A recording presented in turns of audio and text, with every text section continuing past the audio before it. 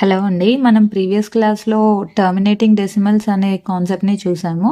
So, వాటిలో addition, subtraction, multiplication, division ఎలా చేశాలో కూడా చూసేసాం. అండ్ టైప్స్ ఆఫ్ డెసిమల్స్ ఏ విధంగా క్లాసిఫై అయ్యాయి అనేవి కూడా చూసేసాం. సో, ఆ వీడియో కనుక ఎవరైనా మిస్ అయ్యి ఉంటే నేను లింక్ డిస్క్రిప్షన్ బాక్స్‌లో అండ్ ఐ బటన్‌లో ప్రొవైడ్ చేస్తాను, చూసేయండి.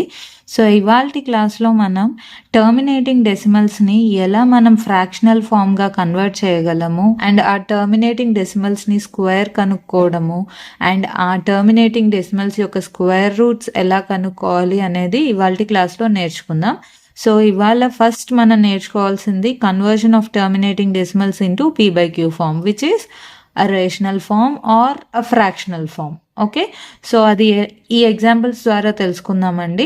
సో 0.125, ఫస్ట్ ఆఫ్ ఆల్ మనం దీన్ని ఫ్రాక్షనల్ ఫామ్గా కన్వర్ట్ చేయాలి అంటే ఈ డెసిమల్ పాయింట్ని రిమూవ్ చేసేయాలి కదండి. సో ఈ డెసిమల్ పాయింట్ని రిమూవ్ చేసేయాలి అంటే డెసిమల్ పాయింట్ తర్వాత ఎన్ని డిజిట్స్ ఉన్నాయో ఫస్ట్ చూసుకోండి. So these are 1 2 3 digits here. So first of all ఆ డెసిమల్ పాయింట్ లేకుండా నంబర్ని రాసేయండి 125. ఓకే, 125 తర్వాత ఈ డెసిమల్ పాయింట్ రిమూవ్ చేసినప్పుడు మనకి డినామినేటర్లో 1 తర్వాత డెసిమల్ పాయింట్ తర్వాత ఎన్ని డిజిట్స్ ఉంటాయో అన్ని జీరోస్ రాసేసుకోవాలి.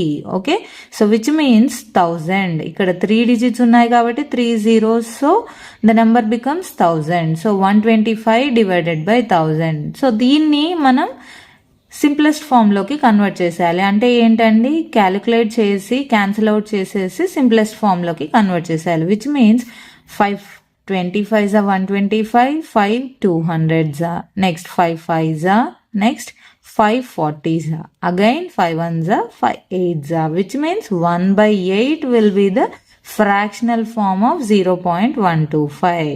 ఓకే, సో ఫస్ట్ ఇక్కడ మనం గుర్తుపెట్టుకోవాల్సింది ఏంటి, ఈ డెసిమల్ పాయింట్ తర్వాత ఎన్ని నంబర్స్ ఉన్నాయో అవి కౌంట్ చేసుకొని అన్ని నెంబర్ ఆఫ్ జీరోస్ మనం డినామినేటర్స్లో ఇంక్లూడ్ చేసేసుకోవాలి. ఓకే, సో ఈ ఎగ్జాంపుల్ చూసేయండి 2.62. సో నేను ఫస్ట్ ఆ నెంబర్ వితౌట్ డెసిమల్ పాయింట్ రాసేస్తాను. తర్వాత డినామినేటర్లో 1 రాసేసుకున్నాక డెసిమల్ పాయింట్ తర్వాత జీరోస్ పెట్టాలి. ఇక్కడ 2 డిజిట్స్ ఉన్నాయి, సో 1 2 zeros పెట్టాలి. So put 2 zeros. ఇప్పుడు normal cancelling out, which means 2 131s, 2 50s. Okay, so ఇవి ఇంకా ఏమైనా క్యాన్సిల్ అవుతాయా? There is no possibility. So this is the fractional form of 2.62 here. Okay, so అర్థమైంది అనుకుంటాను. ఇలా మనం క్యాలిక్యులేట్ చేయాలండి. So try this question. Fractional form అనేది ఆన్సర్ ఏమొస్తుందో కమెంట్ బాక్స్లో కమెంట్ చేసేయండి. సో నెక్స్ట్ మనం స్క్వేర్ ఎలా క్యాలిక్యులేట్ చేయాలి, స్క్వేర్ రూట్ ఎలా క్యాలిక్యులేట్ చేయాలో చూసేద్దాం. ఓకే, సో ఈ ఎగ్జాంపుల్ చూసేయండి 2.1 whole square. Okay, so 2.1 whole square అనేది మనం ఫస్ట్ జనరల్గా 21 స్క్వేర్గా క్యాలిక్యులేట్ చేసేయండి. సో మనకు తెలుసు 21 స్క్వేర్ ఇస్ 441. ఓకే, సో ఇప్పుడు ఈ 2.1 స్క్వేర్ కోసం మనకి ఇక్కడ డెసిమల్ పాయింట్ ఉంది కదా. సో ఫస్ట్ 441 నార్మల్గా రాసేసుకోండి. తర్వాత ఈ 2.1 హోల్ స్క్వేర్ని మనం ఇలా రాసుకోవచ్చు కదా, 2.1 ఇంటూ 2.1.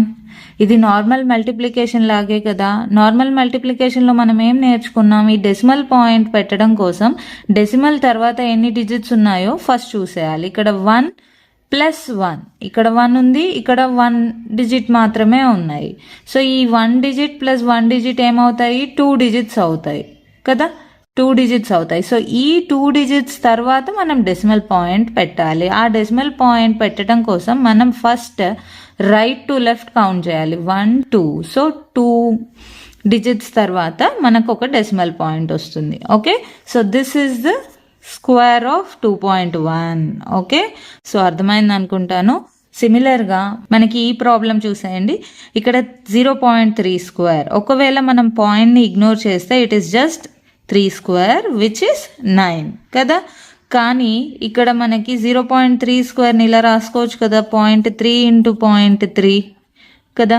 సో ఇక్కడ సిమిలర్గా ఇలాగే ఉంది, which is here 1 digit after decimal, here also same 1 digit after decimal, here also same 1 digit after decimal. So 1 plus 1 it is 2 here. 2 digits after decimal ఉండాలి. కానీ ఇక్కడ మనకి జస్ట్ సింగిల్ డిజిట్ మాత్రమే ఉంది. సో సింగిల్ డిజిట్ మాత్రమే ఉంది కాబట్టి నేను left side of the number 0 పెట్టుకుంటాను. అప్పుడు మనకి 2 డిజిట్స్ ఉంటాయి కదా, రైట్ సైడ్ పెట్టుకుంటే మనకి వాల్యూ ఆఫ్ 9 అనేది కాస్త 90 అయిపోతుంది, విచ్ ఇస్ నాట్ కరెక్ట్ కదా.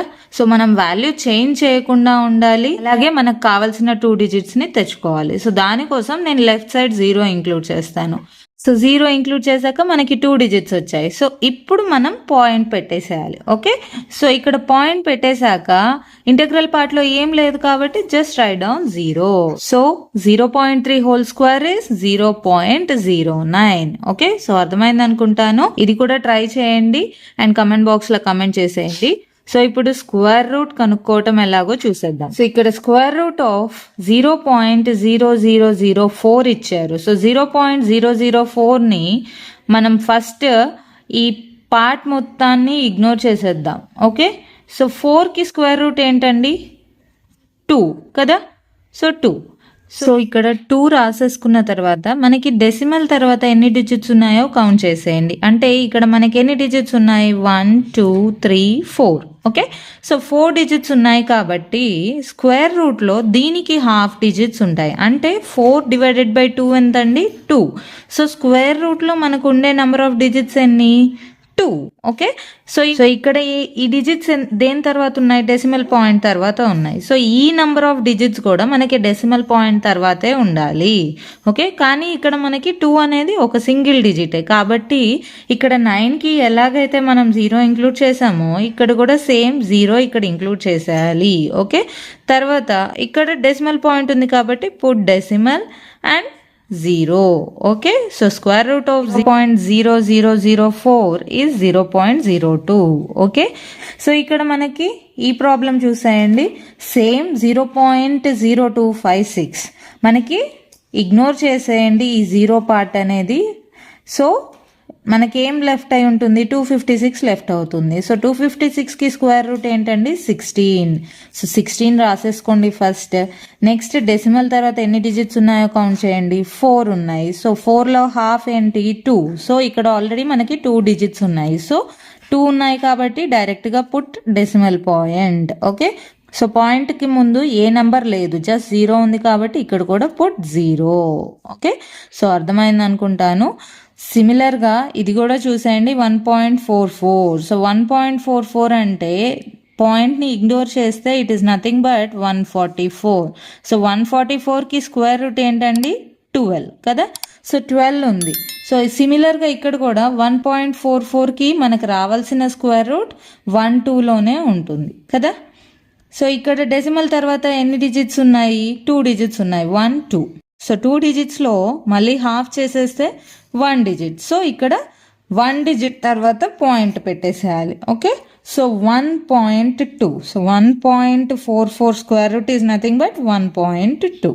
ఓకే, సో ఇలా మనం స్క్వేర్ రూట్ కనుక్కోవాల్సి ఉంటుందండి. సో ఈ కాన్సెప్ట్ అర్థమైంది అనుకుంటాను, square root and p/q form. So ఈ వీడియోలో కనుక మీకు ఏదైనా డౌట్ ఉంటే కమెంట్ చేసేయండి. అండ్ ఈ వీడియో కనుక మీకు నచ్చితే డెఫినెట్గా లైక్ చేయండి అండ్ మీ ఫ్రెండ్స్తో కూడా షేర్ చేసేయండి. ఇంకా మన ఛానల్ని ఎవరైనా సబ్స్క్రైబ్ చేసుకునే వాళ్ళుంటే సబ్స్క్రైబ్ చేసుకోండి. Thank you.